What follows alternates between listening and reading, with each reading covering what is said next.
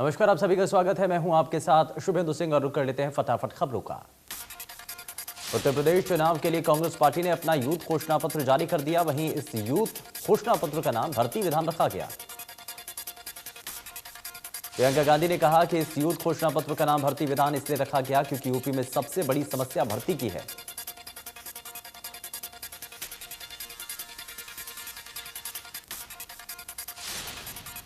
प्रियंका गांधी ने Congress youth manifesto पेश करते हुए कहा कि संस्कृत के शिक्षक, उर्दू के शिक्षक, आंगनवाड़ी, आशा आदि में खाली सभी पदों को भरा जाएगा। साथ ही भर्ती प्रक्रिया में नौजवानों का जो भरोसा टूटा उसे बहाल करने के लिए सभी परीक्षाओं के फॉर्म के लिए शुल्क माफ होंगे और बस ट्रेन यात्रा फ्री होगी। प्रियंका गांधी ने कहा कि प्राथमिक विद्यालय में 1.5 लाख, माध्यमिक में 38,000, उच्चतर में 8,000 पद भरे जाएंगे और पुलिस के 1 लाख पद भरे जाएंगे। युवाओं में नशा रोकने के लिए एक ऐसा संस्थान बनाएंगे जिसका सेंटर लखनऊ में होगा। इसके 4 हब होंगे।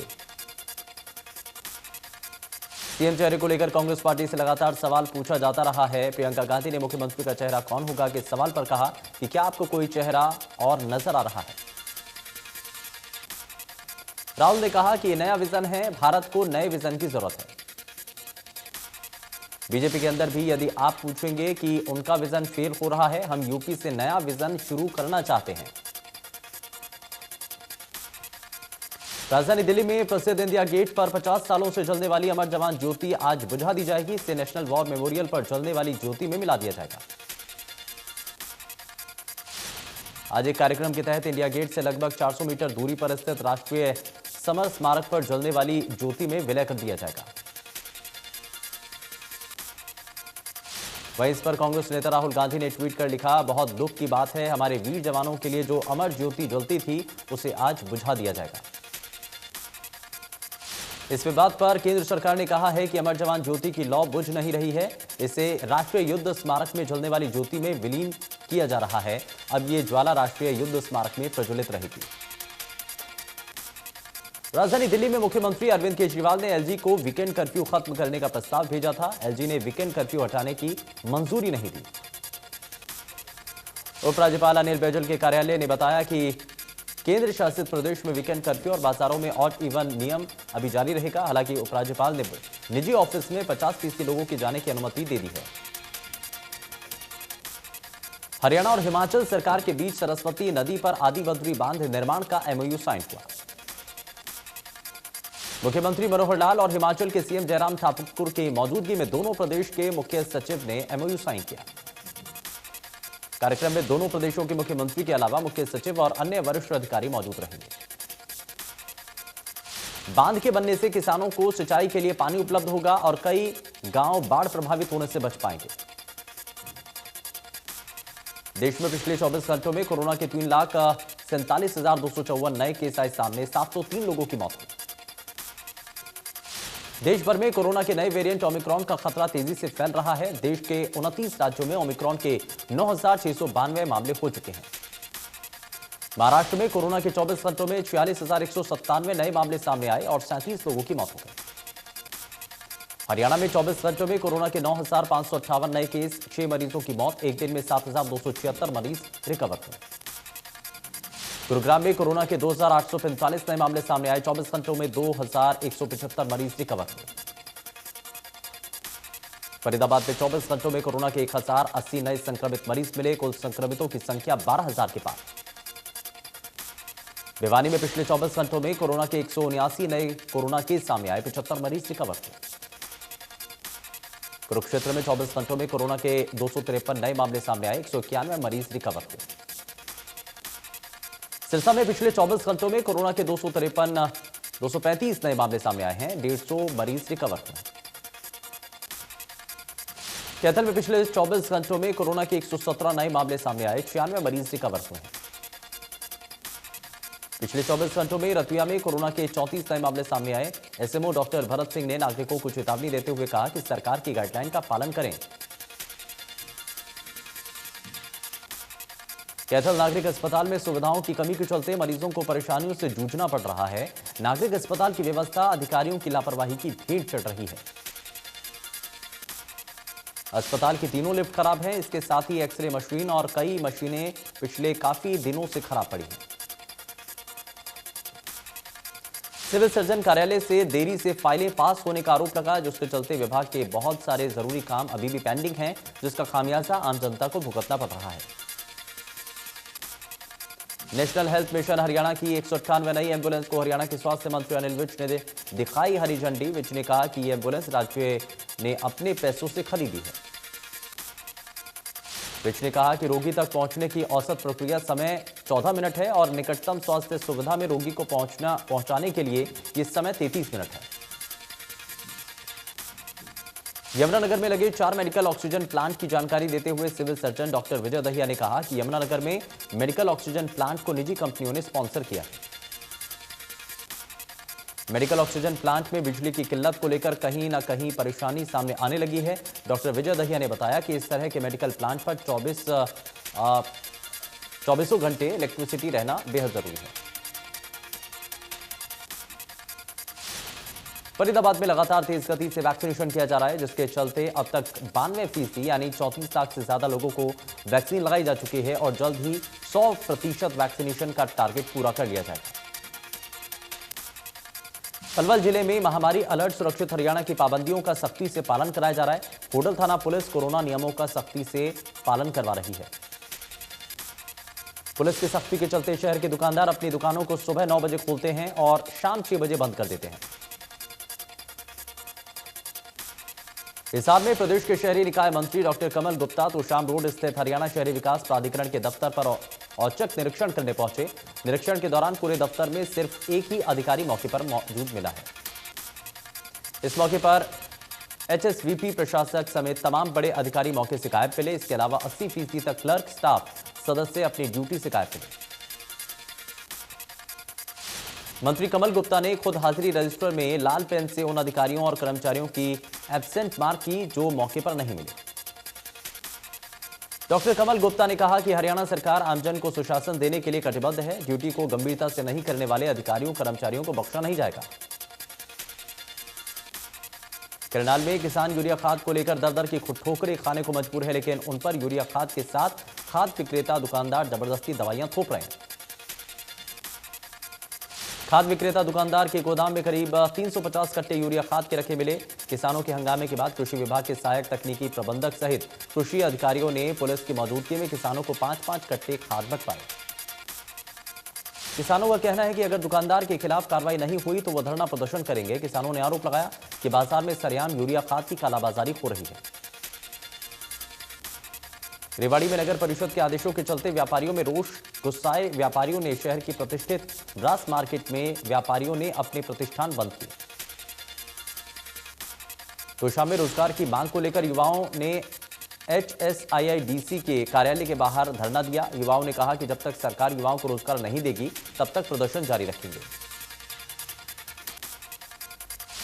करनाल के नरसी विलेज कॉलोनी के सीवरेज का गंदा पानी खुले में बहाया जा रहा है। एनजीटी के नियमों की पालना नहीं की जा रही। बल्लभगढ़ में सफाई अभियान को पलीता लगा रहा है और जगह जगह कूड़े के ढेर लगे हुए हैं। गंदगी और बदबू से लोग परेशान हैं। वहीं कूड़ा उठाने वाले ठेकेदार लापरवाही कर रहे हैं। निगम का स्वच्छता अभियान धीमा पड़ गया है। रादौर में नहीं थम रहा अवैध खनन का खेल। खनन और ओवरलोड पर कार्रवाई करने वाले अधिकारियों की रेकी करने वाले ग्रुप फिर सक्रिय। बल्लभगढ़ में जाम की समस्या से निजात दिलाने के लिए एलिवेटेड पुल बनाने के लिए तैयारी। डीपीआर का व्यापारी संगठन इसका विरोध करा रहे हैं।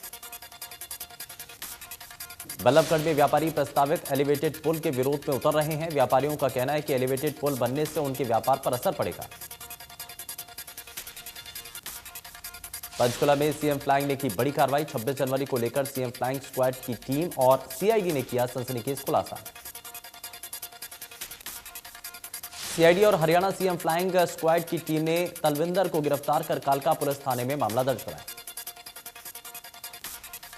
दक्षिण हरियाणा बिजली वितरण निगम के सर्कल सेक्टर 23 पर बिजली कर्मचारी यूनियन ने विरोध किया। Haryana state electricity board worker union के सर्कल ने विभाग के सुपरिटेंडेंट इंजीनियर नरेश कुमार कक्कड़ को सौंपा विरोध पत्र। कर्मचारी का कहना है कि विभाग निगम के 33 केवी पावर हाउस सहित फरीदाबाद की 12 सब डिवीजनों को प्राइवेट हाथों में न दिया जाए। कर्मचारियों का कहना है कि बिजली दफ्तरों को ठेकेदार के हाथों में देने की यदि कोई फैसला लिया तो एचएसईबी वर्कर यूनियन इसके खिलाफ विरोध करेंगे।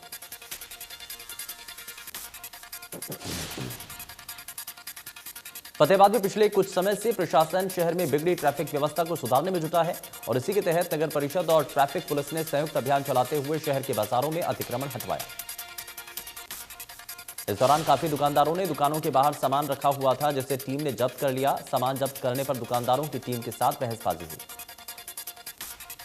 प्रशासनिक टीम ने हिदायत दी है कि अब दुकानों के बाहर रखे सामान को जब्त किया जाएगा, इसलिए दुकानदार अपनी दुकानों के बाहर सामान न रखें। रतिया में हरियाणा छात्र यूनियन के बैनर तले सैकड़ों छात्रों ने शिक्षण संस्थान खोलने की मांग को लेकर प्रदर्शन किया। फरीदाबाद की डबुआ कॉलोनी में किराना की दुकान में अवैध रूप से शराब का ठेका चल रहा है। शराब ठेके का ना तो खुलने का कोई समय है और ना ही बंद होने का। किराने की दुकान में न सिर्फ अवैध रूप से शराब बेची जा रही है, बल्कि लोग ऑनलाइन सट्टा भी खेल रहे हैं। पंचकुला पुलिस ने रिश्वत लेते कैंडिडेट की जगह परीक्षा देने वाले आरोपियों को पकड़ने का काम तेज कर दिया है और अभी तक कुल 10 लोगों को गिरफ्तार किया। पकड़े गए आरोपियों से पुलिस को कई असली कैंडिडेट और असली कैंडिडेट की जगह फिजिकल और पेपर देने वाले फर्जी कैंडिडेट से जुड़े दस्तावेज बरामद हुए। सिरसा में बरनाला रोड बाल भवन में जिला बाल कल्याण परिषद ने जागरूकता शिविर का आयोजन किया। कार्यक्रम में पुलिस अधीक्षक डॉक्टर अर्पित जैन ने शिरकत की। पुलिस अधीक्षक डॉक्टर अर्पित जैन ने नशा छोड़ने वालों को किया सम्मानित। नशे के खात्मे के लिए आमजन से मांगा सहयोग। नूंह में एंटी नारकोटिक सेल नशा के खिलाफ अभियान। नारकोटिक सेल ने तावड़ू क्षेत्र से एक नशा तस्कर को गिरफ्तार कर आरोपी के पास से 530 नशीली सिरप और स्विफ्ट कार बरामद की। आरोपी की पहचान शौकीन पुत्र शेर मोहम्मद निवासी ढिंडारा के रूप में हुई है और आरोपी के खिलाफ संबंधित धाराओं के तहत थाना सदर तावड़ू में मामला दर्ज किया गया। नूंह के शुक्रावा मार्ग पर रनियाला मोड़ के समीप पैदल चल रहे पूर्व सरपंच खलील अहमद उमरी को स्विफ्ट गाड़ी ने पीछे से जोरदार टक्कर मार दी। पूर्व सरपंच ने मौके पर ही दम तोड़ दिया। पिनगवा पुलिस ने शव को कब्जे में लेकर अल आफिया सामान्य अस्पताल मांगी खेड़ा में पोस्टमार्टम कराकर शव परिजनों के हवाले कर दिया। झज्जर में तेज गाड़ी की चपेट में आने से बाइक सवार एक युवक की मौत हो गई, जबकि उसका साथी गंभीर रूप से घायल हो गया। हादसे के बाद गाड़ी चालक मौके से फरार हो गया। घटना से गुस्साए ग्रामीणों ने झज्जर रेवाड़ी नेशनल हाईवे जाम कर दिया। ग्रामीणों की मांग है कि हादसे को अंजाम देने वाले गाड़ी चालक को जल्द से जल्द गिरफ्तार किया जाए। बहादुरगढ़ में चोरों ने थाने से महज 100 मीटर की दूरी पर ज्वेलरी शोरूम में सेंधमारी की और लाखों रुपए के सोने चांदी के गहने चोरी कर लिए। चोरी हुए गहनों की कीमत करीब 40 लाख रुपए बताई जा रही है। चोर दीवार तोड़कर शोरूम के अंदर दाखिल हुए और 1400 किलो वजन की तिजोरी को गैस कटर की मदद से काटकर सामान चुराया।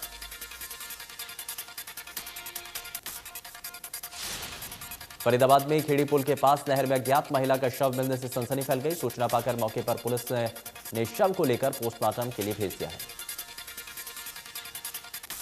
रोहतक के महम कस्बे में बदमाशों का आतंक।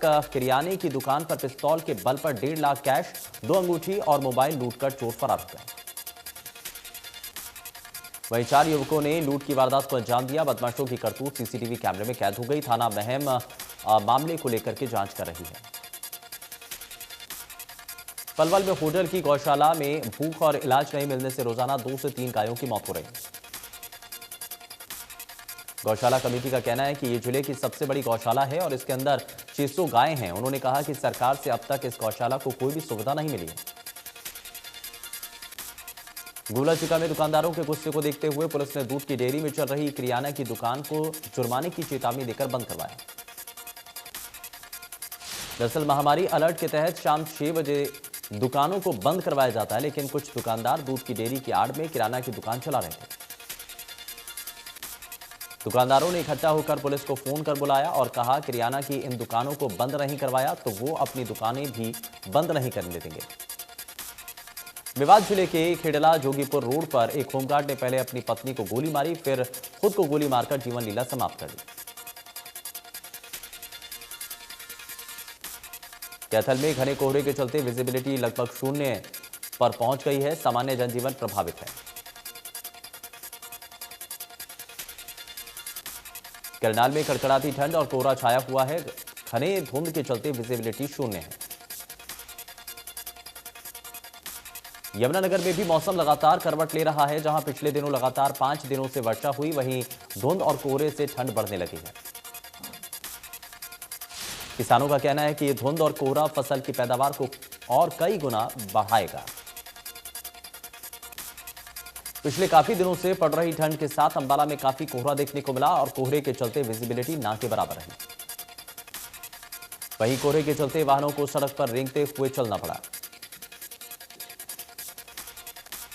पीएम मोदी ने कहा कि ब्रह्म कुमारी संस्था के द्वारा आजादी के अमृत महोत्सव से स्वर्णिम भारत की ओर कार्यक्रम की शुरुआत हो गई। समाजवादी पार्टी प्रमुख अखिलेश यादव पहली बार विधानसभा चुनाव लड़ेंगे। पार्टी ने उन्हें मैनपुर की करहल सीट से चुनावी मैदान में उतारा।